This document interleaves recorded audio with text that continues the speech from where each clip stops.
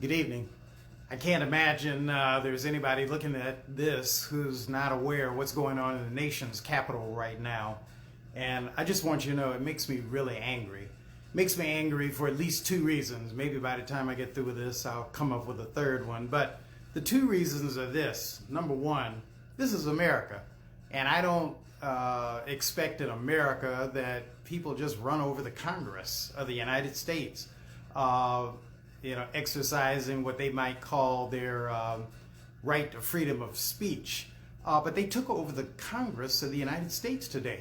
But that makes me angry. But there's another reason why I'm angry. I'm angry because these people, and it looked to me like they're predominantly white, who ran over to Congress, stormed in to the well of the House of Representatives, into the Senate, is a reminder to me that they are white and I'm a black.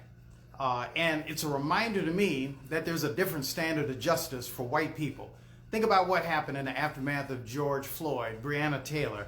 Think about all the other black people and who have suffered at the hands of police, and how merciless the police have been toward black people, particularly black men.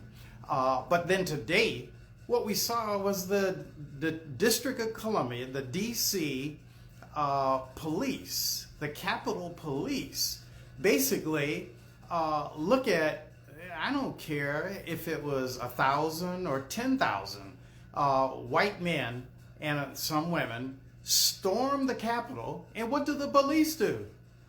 They turn aside and basically usher them in. And that, to me, makes me angry. It makes me angry because that is a reminder that no matter how educated I am, no matter that I pastor a decent church, no matter that I have stayed with my wife for 44 years and raised my children, that I, in the eyes of white people and some black DC police, am nothing but a black man. And you may say, Reverend, why do you say that? I say, well, imagine if there were 1,000 or 10,000 black men storming the Capitol. Do you think that the police would have been so nice to us? No way. They would have started by beating us over the head. People would have been shot. People would have been killed. Now, there was a woman who was killed today. But the police instinctively have shown that they have a different bias toward white people. And the police have a bias towards and favor white people. I think the courts have a bias in favor of white people. And we really saw it today. I can't imagine people hanging from the balcony of the Congress of the United States and wondering what would that have been like had I been hanging from the balcony. I wouldn't be here alive to talk about it right now. And so, my friends, we have a caste system in America. It's a caste system based on color.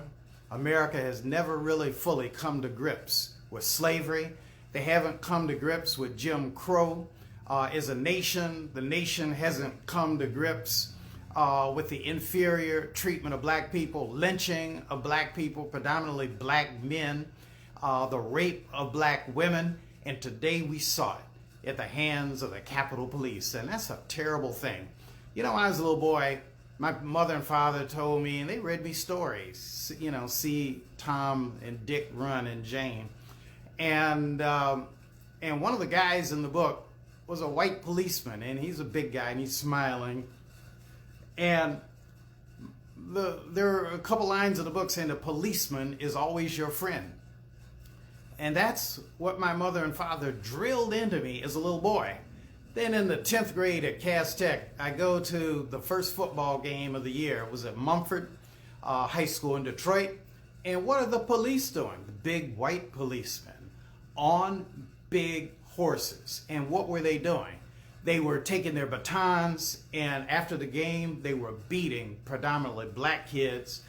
Some kids got stepped on, brushed over by the big horses. And all I could think of was, I said, I don't know if they would do this if they thought that the crowd was predominantly white. And so, yes, I'm a little angry.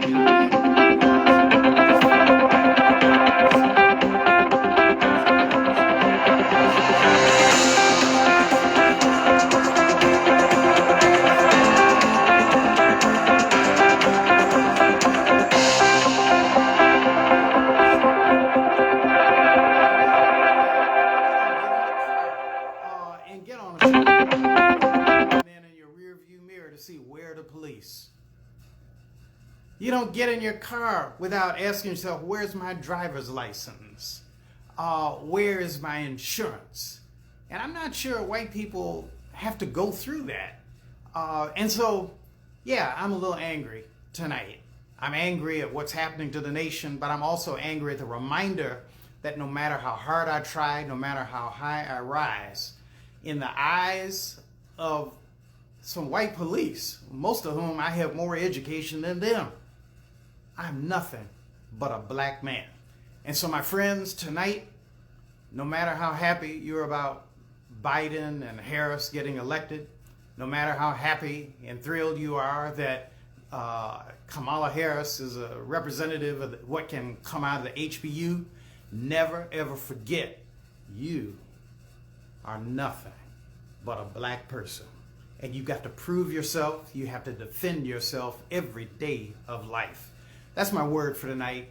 God bless, God keep you, and I invite you to pray with me. Gracious Master and our God, I pray that you might bless us, help the nation to get through this crisis, but help each of us, O Lord God, particularly people of color, black people, to be reminded to strive for diligence, to work for the best, to be the best that we can be. And then, O Lord God, help us to live out the prophecy that you gave to Micah, that your expectation for us is to do justice, to love mercy, and to walk humbly before thee. God bless. God keep you. Remember, I'm praying for you.